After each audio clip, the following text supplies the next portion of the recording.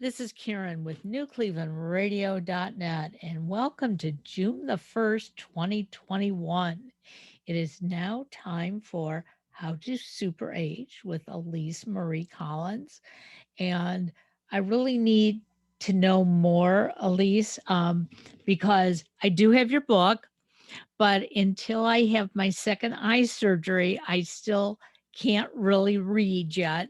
So I'm having a real hard time, getting a lot of things done. But I'm glad we're talking about sleep today because I could use some. Yeah, well, I don't want to say that's great because when I feel like that, it's not fun. But I think sleep is an interesting topic with aging because I've been thinking a lot about how, there's so many interesting, let's say, therapeutics that are out there. You can get a stem cell injection, but that'll cost you about $5,000 to $50,000. Wow. Yeah, That, I just Googled it. But sleep is free. And there's a few things that we can do that not everybody knows about, or sometimes it's just a matter of putting your day together in a way that's more calming, more conducive to sleep.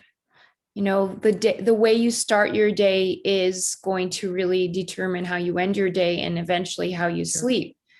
But a lot of times I'm including myself because it's not come easily to me. Maybe we're thinking about our latest deadline or what we've got to do today. So we're not really setting things in motion to sleep well. So those are things that I think I'd love more people to know about because yeah, we're as a, I don't know, species, scientists are coming up with all kinds of great science around aging. But then sometimes it's like, the hand is not talking to the foot or whatever that phrase is. I think I said it Right, wrong. right. Yeah, I get it. Something like that. But yeah, but then we're not thinking of these simple things. Some people call them age hacks, but sleep is literally like a performance enhancing drug, or could be like a drug if we consider it like that. And I know that most of us, if we've gotten ill, we've known how much we sleep because our body's repairing and regenerating when we're sleeping. I get that. Absolutely. And some of us use sleep as an escape. Um, I know last week my husband wasn't working. He didn't have any assignments. The weather here in Cleveland was dreary, and it went from very warm to very chilly. And I found every time I finished a podcast and I went to see what he was doing, he was dozing off. Okay. And I'd say to him, are you really that tired? And his comment was, yeah, but it wasn't so much that he was tired. He just didn't know what to do with himself. And so the more he slept, the worse he was feeling, which I found interesting because it would finally come dinner time. And all of a sudden it was like everything in his body like ached. Wow, that's Yeah. interesting. Yeah. See, that's never been my problem. I'm more hyper, go, go, go. If anything, it's harder. It's been much more challenging for me to sleep, but that is true for many people. And sleep can be an escape. There's supposed to be a sweet window between 7 and 9 hours. And if you suffer from depression, maybe you're going to sleep extra or not want to wake up or not want to get out of bed or perhaps nap. So that can be a whole nother issue. Um, Most of us, I'd say a lot, and everybody has a different personality. So what you also said about your husband speaks to, I'm just saying loosely personality I study Indian medicine and everybody kind of has we all have a fingerprint, right? Right. And in Indian medicine, we all have our sort of health, personality, body type, personality. What makes Karen uniquely Karen? What makes Elise uniquely Elise? And that is going to play into like, what's going to be the best sleep for you? What's going to be the best pattern? I don't know your husband, but he could be what we call a kapha, which is more of earth and water person, who they need to get up and go. They need to do some jumping jacks. You got them. Okay. So yeah, just using my spidey sense. And but there's great, the qualities of a kapha. They're just very grounded. You can come to them when I need a kapha, because I'm like, help, the world is coming to an end. And the kapha is just, like you said, they're on the couch. they're just chilling. And they'll be like talking you off the ledge, because they don't see that at all. Like, where? Yeah. So there is, it's good for, and that's something to point out for all of our listeners. Whatever advice or whatever, what works for one person may not work for another. And in our Western system, Western medicine, it's kind of a one size fits all. We're seeing a little bit of that disintegrate with the vaccine, because we've seen it roll out to different age groups, different vulnerabilities, but finally people are noticing, because most of the time it's just like, everybody gets this. Right. Exactly. No matter how tall you are, what age you are, what pre-existing conditions, and so on and so forth. But Eastern traditions have always recognized, or at least like traditional Chinese medicine and Ayurveda, there's other systems, I'm sure, but those are the ones I'm more familiar with. You're an individual with individual characteristics, and the medicine, so to speak, whether that's a medicine you take in through the mouth, or, whether it's the jumping jacks, it is determined by what you need personally. Well, and we talk about this in many of our shows, that we all need to start to understand ourselves. We can't leave it up to necessarily the doctors or our spouses or people around us to tell us who we are and what we need. And once we can start pulling that out from inside, it starts to make sense. I used to have a very difficult time falling asleep at night. I don't. Where my problem is if I wake up early, when I say early, like 5 or 6 a.m., I get this feeling like, well, maybe I should get up. And for a long time, that's what I did. I woke up, I got up, I started my day. And by 9 o'clock in the morning, I was exhausted. And now I'm less rigid about that. It's like, okay, I woke up, but can I go back to sleep? And, I'll try it. If I lay there and I'm, floundering around and my brain is going a mile a minute, I will get up. But I'm finding more and more I am falling back asleep. And in total, I'm getting what doctors are saying is needed, that's 7 to 8 hours of sleep with only a slight interruption. But I didn't used to do that. Okay. I used to have a hard time falling asleep at night. Then I was waking up early, and I walked around all day as a zombie. Yeah. Not a good thing. Yeah, it's so true. And I can totally 100% relate to that, because that was me too. And sometimes I would have trouble falling asleep. Sometimes I would wake up. Sometimes it would just be like hardly any sleep. And our culture doesn't value, we value what you produce.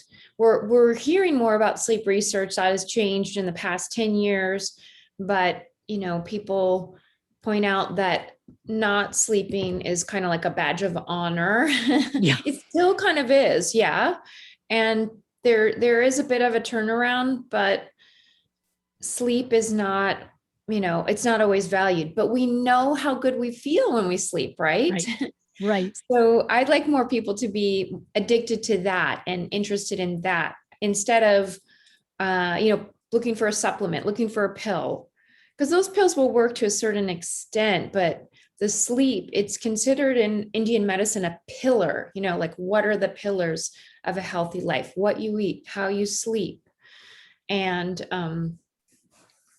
how can we, there's simple things we can do. One tip I'll give you, and we might have talked about this on another episode, but you were talking about getting your eye surgery. Right. And I don't know, you may have restrictions in that of course would preclude this, Right.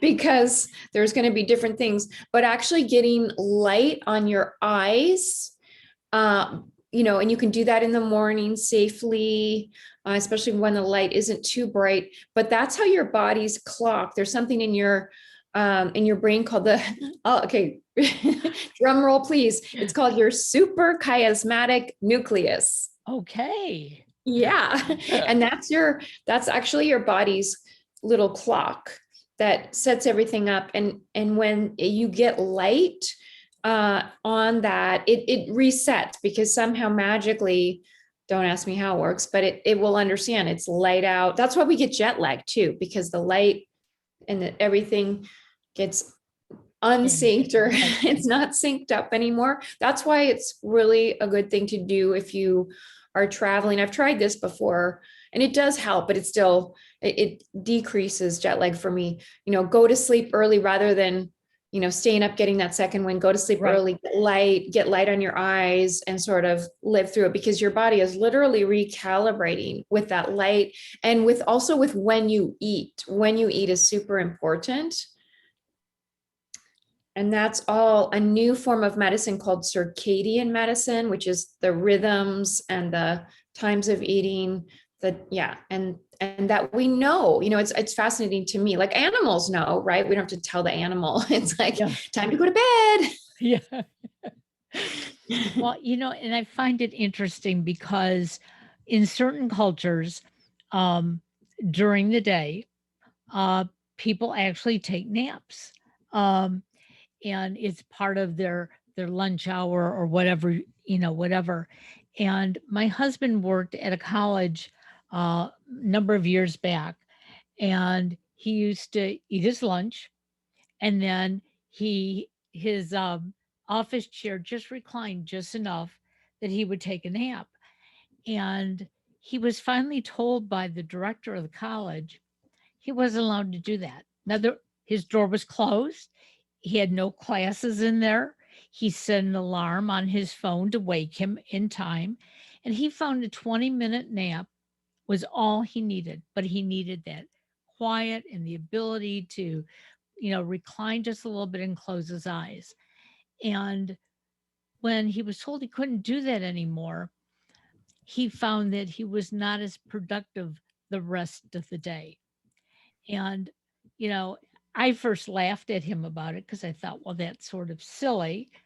But then I started thinking about, like I said, other cultures, they do this. Yeah. And they are more productive.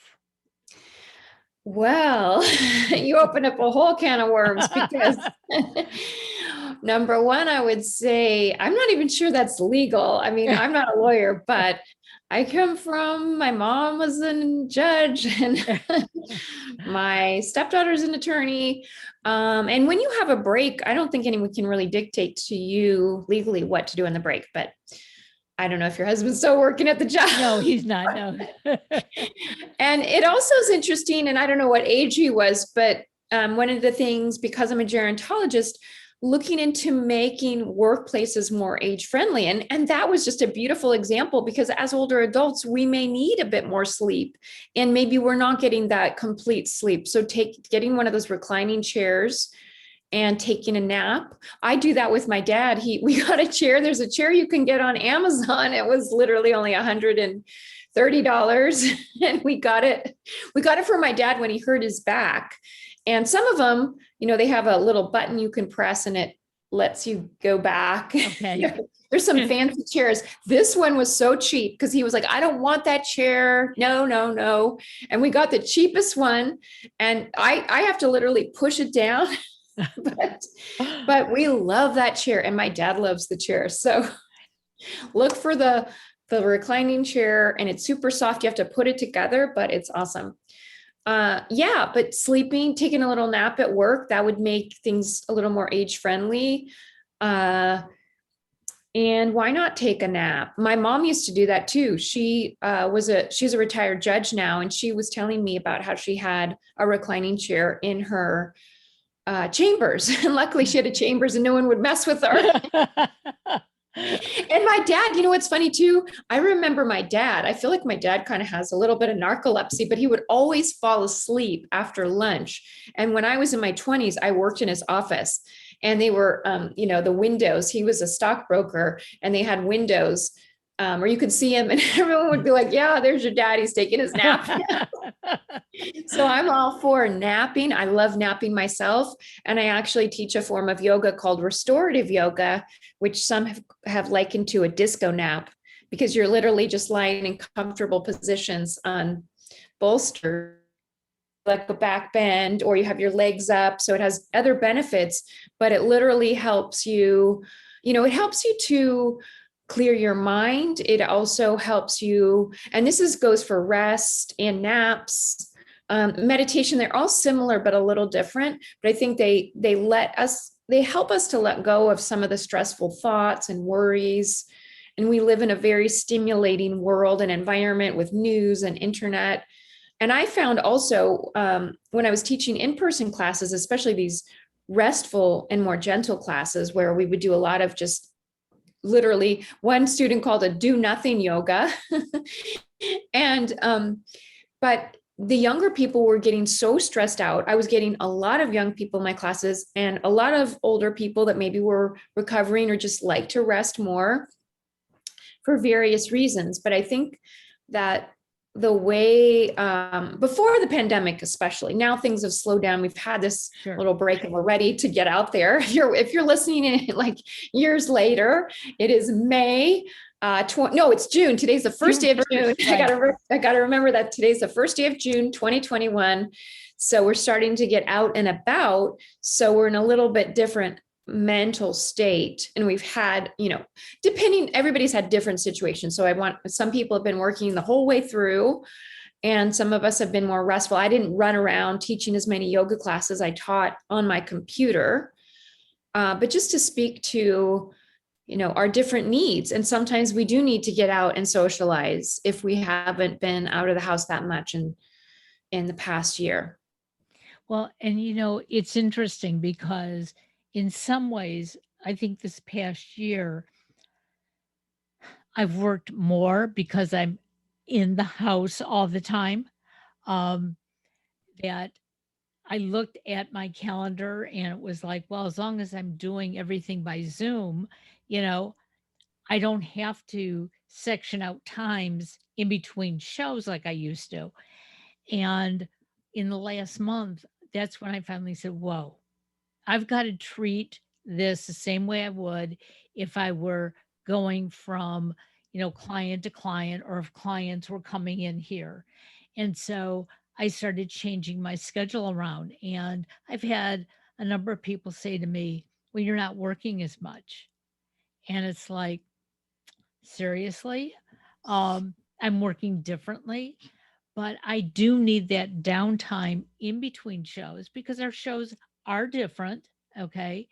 And my brain does get tired. Okay. And some of us don't even think about that. When we say we're tired, we think about our body just like, I'm tired. But for me, it's not even so much my body. There's just too much going on in my head. And I need that time just to let it, seep out and, and breathe. So almost a format of yoga.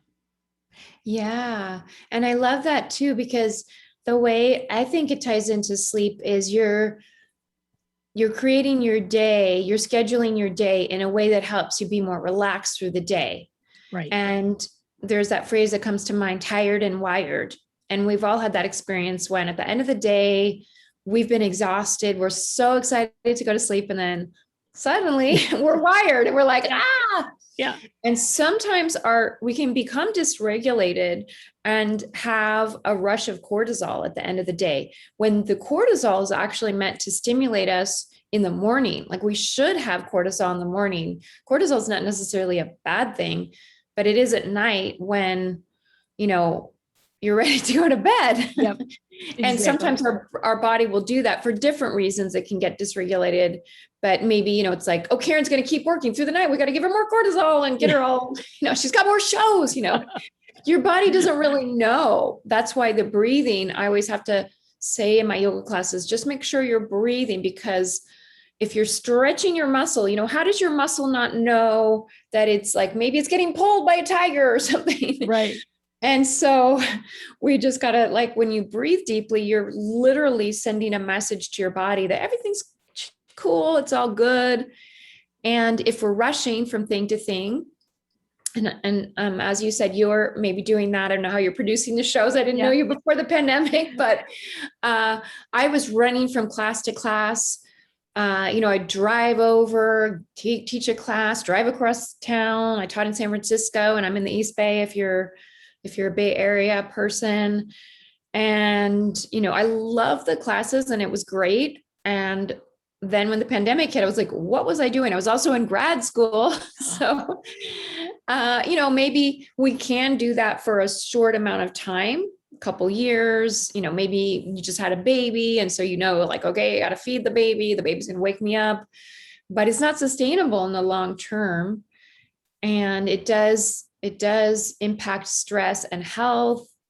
And so constructing your day, I'd say, is a really important part of sleep hygiene that we don't think about. We just kind of think, oh, you know, maybe take a pill, or, you know, what's my bedtime routine? But what's your daily routine that sets you up for sleep? That's one of the things I help people with.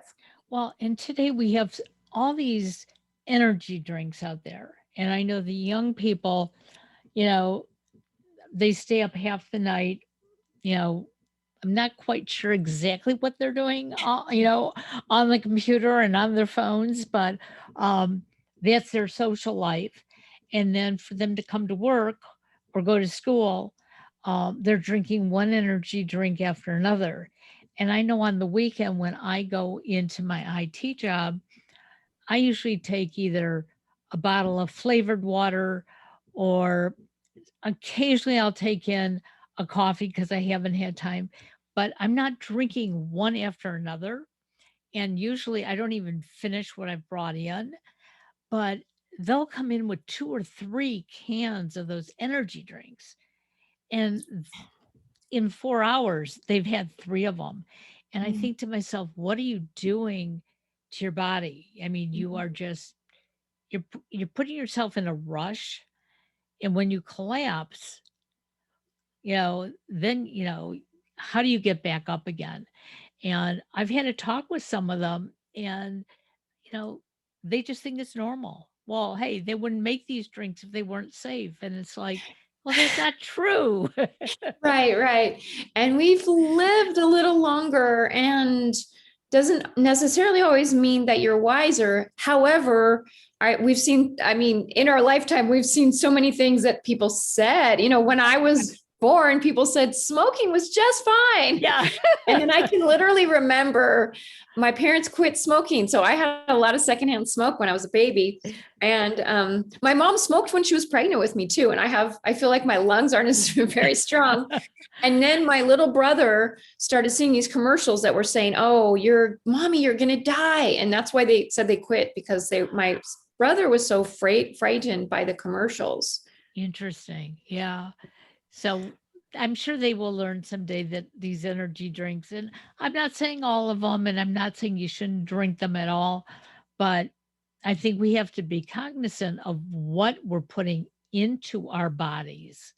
Um, because, you know, at one time drinking a cup of coffee, at least I thought woke me up. Okay. I know it doesn't anymore. Okay. I can drink, you know, a cup of coffee and it could be like drinking a glass of water. I just happen to like the flavor of coffee.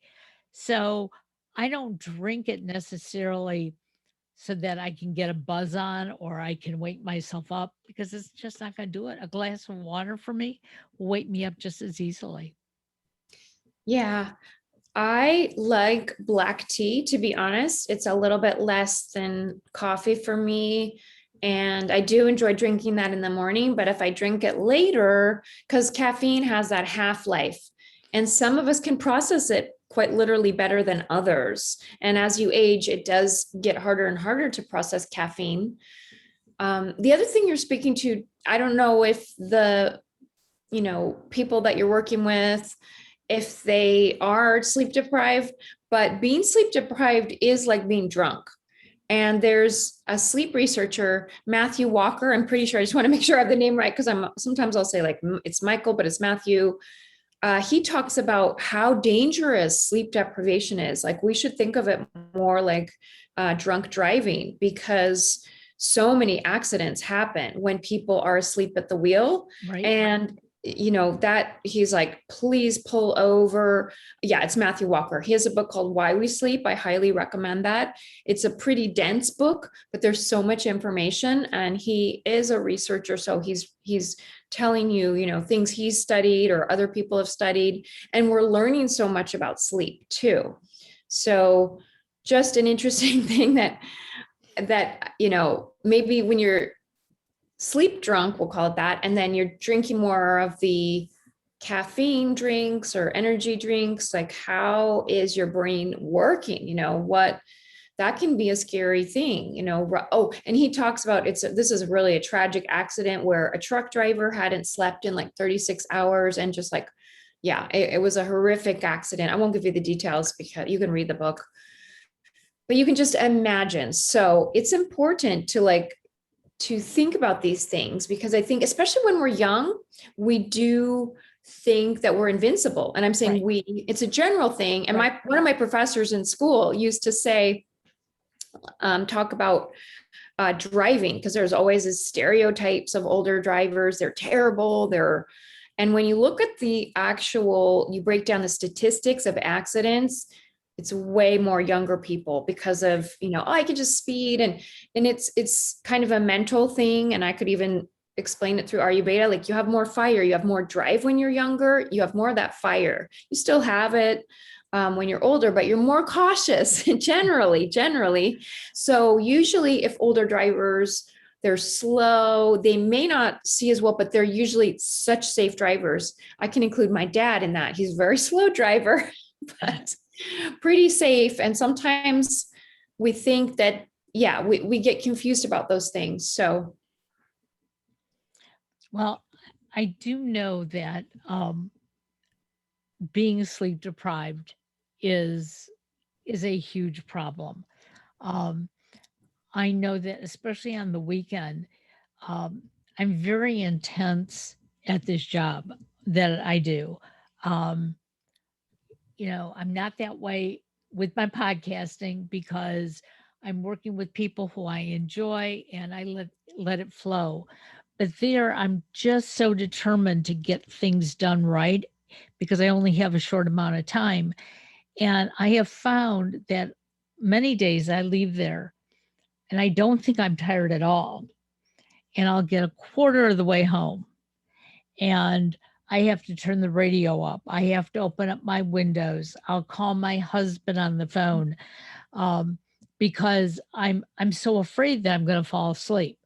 And he keeps saying to me, if you feel that way, pull off into a parking lot. Okay. Lock your doors, close your eyes for a few minutes. And usually what I do, if I do that, that wakes me up. There's something about it that I can't fall asleep there, but I try for a couple of minutes. When it doesn't happen, all of a sudden I get this burst of energy, and yes, I'm okay, and I can drive the rest of the way home. And I recommend that to people, no matter what you're doing. Even if you're in the middle of a conversation and you feel that exhausted, you need to stop.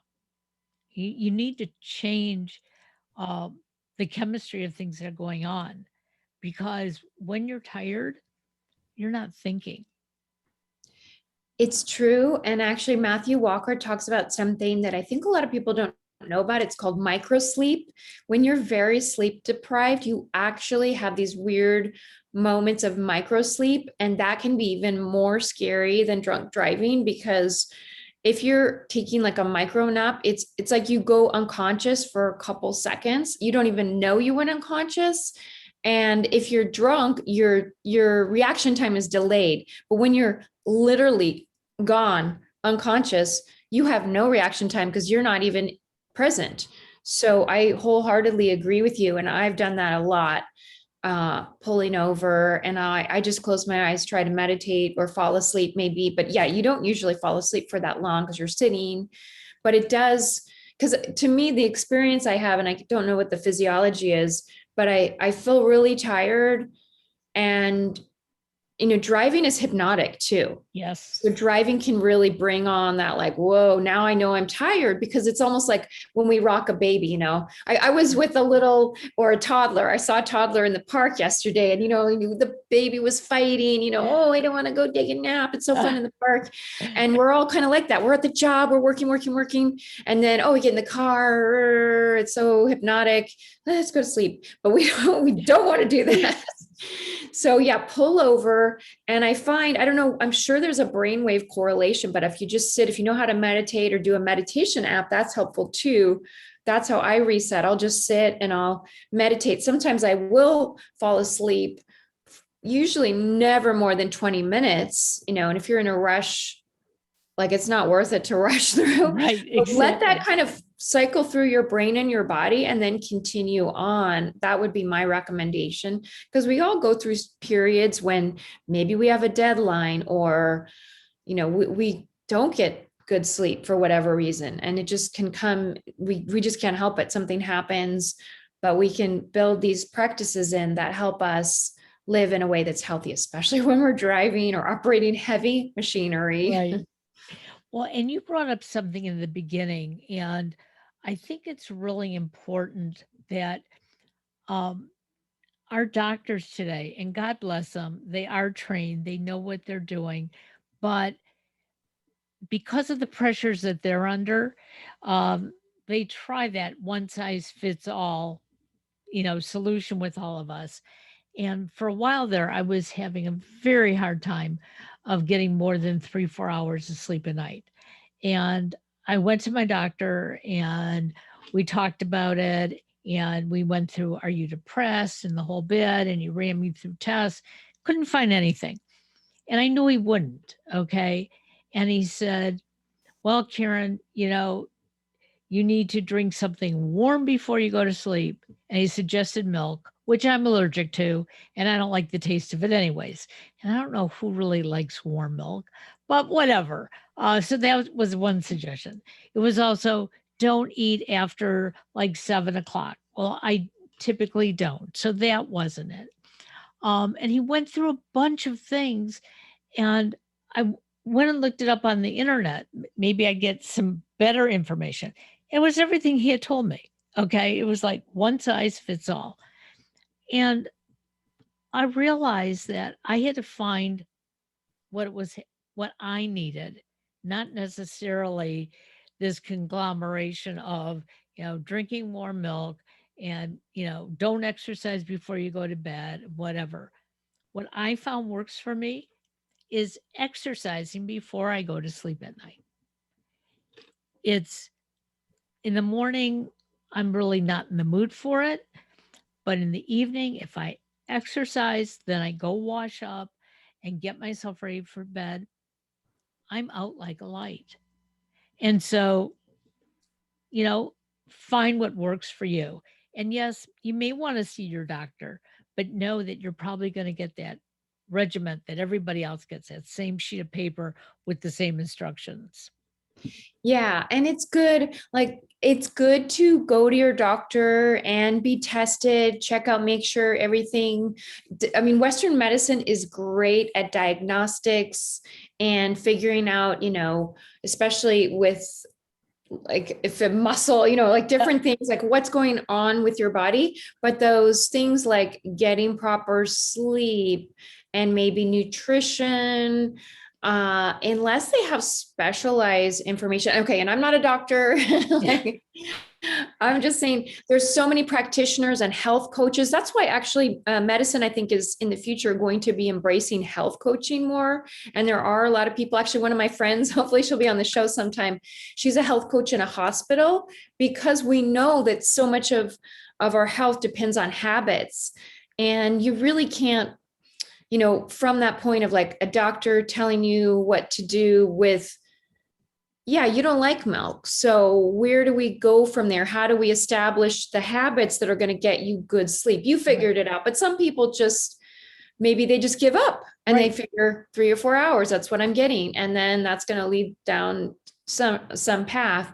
So coaching, I think, is important. And that's just not the training that most medical doctors get. There's a lot of really interesting things going on in Western medicine too. And there's practitioners that are not fitting that bill. But one book that I'm reading right now that's really fascinating, it's called Elderhood by Louise Aronson. And she's a geriatric doctor, which is a geriatrician.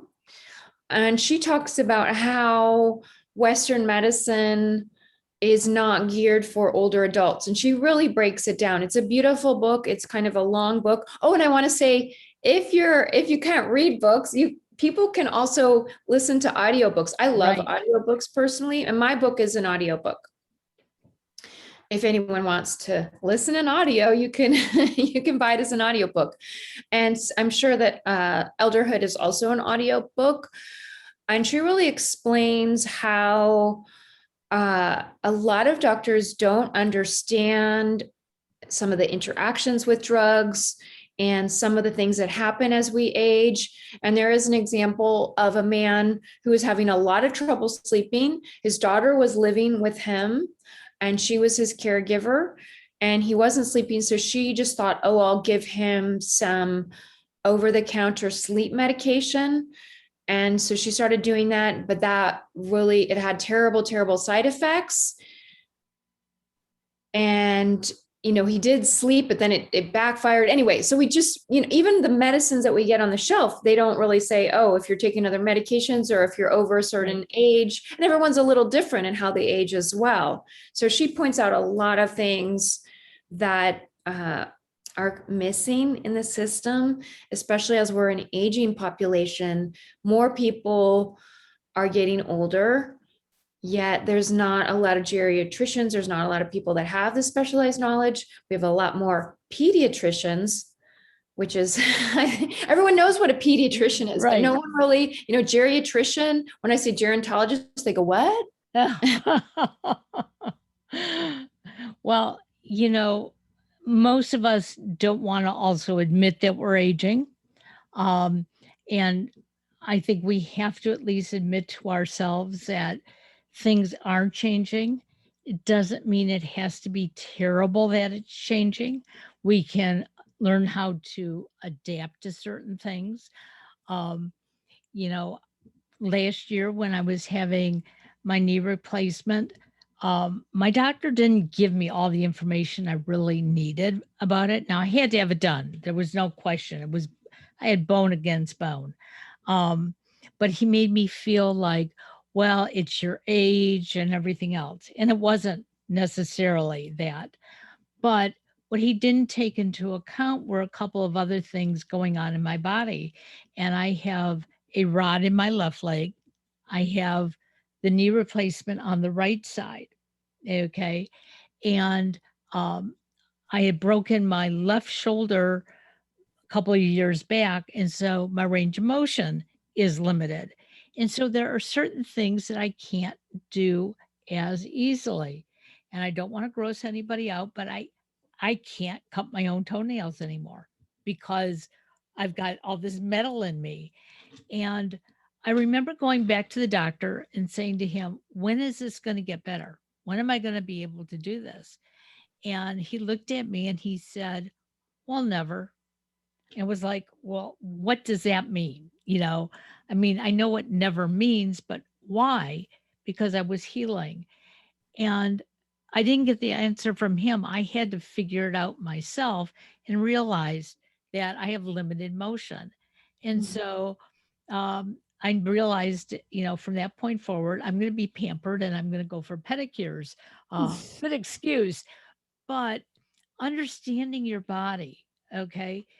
It doesn't stop me from walking. It doesn't stop me from climbing. It doesn't stop me from doing all the things that I enjoy to do. And so I now look at this um, as a benefit. Um, because if I didn't, it could be depressing that I can't take care of a certain part of my body. So I'm hoping people understand that, you know, try to figure it out, talk to other people around you, because sometimes that's the best information that we can get. Absolutely. And tying it back to sleep, I think that sleep just helps us regenerate and reclaim our life force, our vitality. And life force is something intangible that we talk about in yoga, but it's something like the light in your eyes, the sparkle. And to me, that when we age never goes away, and those of us that I think the more you lean into that, and that's what I hear you're doing, it's like, I get pampered. Yeah. What am I going to do with my life force? Because the beauty of aging is that we get to like hone in on exactly what we want to do. We're much more clear, there's that, force of life. Like I just saw a brilliant documentary, and it's about, okay, sorry. Now I'm hearing my parents are talking. I talk. Like, don't talk when I'm doing my thing. But anyway, this documentary, I have to look up the title, but it's on the oldest park ranger in the United States. Her name is Betty Reed Soskin. And there's something like, I think it's called No Time to Waste. And you see, like, I think it's the most brilliant documentary because you see how her life, she became a park ranger, and she's got these amazing stories to tell. She's a Black woman who lived her great, I think it's her great grandmother or great great grandmother was born into slavery, and she actually knew her. So she can talk to people when they come to the Rosie the Riveter Museum. Now it's been closed, and she's had some health setbacks, Right. but when she was working there, she would tell stories to all ages. What better history? And she got to go to the inauguration of Barack Obama, and she also was the person that introduced Barack and Michelle Obama at the tree lighting ceremony. I think it was in like 2016. So she's just led this incredible life, but she's also taught so many people, and in a way that's very accessible. She talked about her life. She's like, the highest rank I could, or the best job I could get was to be a clerk. And, I couldn't be educated. I couldn't be a teacher. I wanted to do all these things. So she really breaks down like what segregation really was. And I mean, how she experienced it. Right. So right, as a white person, like hearing her story, I'm like, yeah, this is amazing. And also how she can touch the lives of many people. And the reason I tell that story is because she's somebody who really is blossoming from 85. She became a park ranger when she was 85 years old. Interesting. Very interesting. And not everybody's going to have that kind of life when they turn 85. Sure. However, what she lived up to that point brought her to that point and brought her to a certain purpose. So who's to say that your purpose can't start at 85? And I just want to encourage people. And maybe your life is different. Maybe you're going to just be surrounded, not just going to be, but maybe your purpose is more to give love to your family, or to inspire your grandchildren or children in the neighborhood if you don't have grandchildren. But just to think of what you can offer to the world. I think that's what I want to leave people with. Absolutely. That is wonderful. So the name of this documentary? I will look it up. Spill some airtime. That's okay. Betty, her name is Betty Reed Soskin, and the museum is called the Rosie the Riveter Museum. Okay. And even the history behind that is very interesting, because we know that, that's the right. the women. Yeah. And the way, even how, and her quotes are incredible too. The documentary, yeah, you can just look her up. No Time to Waste, it's called. No Time to The Waste. Urgent Message of Betty Reed Susskind. And you can rent it for $4.99. So I would highly, highly recommend it. It's a wonderful documentary. And she's now, I think, either 100 or 101. Wow. And it's very inspiring documentary.